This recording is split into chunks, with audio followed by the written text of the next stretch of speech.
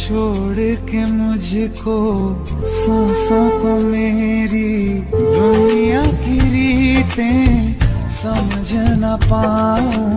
साजना ये बता तेरा मेरा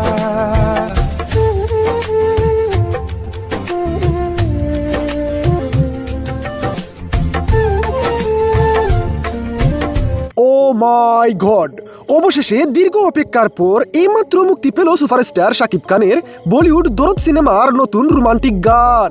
ভাই রে ভাই, এক বিয়ে বাড়ির অনুষ্ঠানে সোনাল চৌহানকে প্রথম দেখাতেই প্রেমে পড়ে যান শাকিব খান, কিন্তু তাকে কাছে পাওয়াটা এত সহজ ছিল না। छोड़ के मुझको सांसों को मेरी दुनिया की रीतें समझ न पाऊं। साजना ये बता तेरा मेरा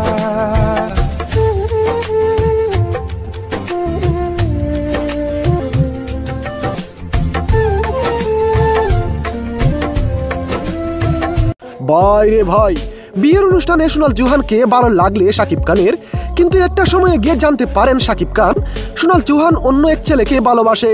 এ কথা শুনে আকাশ ভেঙে পড়লো শাকিব খানের মাথায়। শেষমেশ সেই প্রেমিক সোনাল চৌহানকে ধোঁকা দিলে পরে সোনাল চৌহানের পাশে দাঁড়ান শাকিব খান। এরপর আস্তে আস্তে তাদের মধ্যে ভালোবাসা ভালো লাগা তৈরি হয়।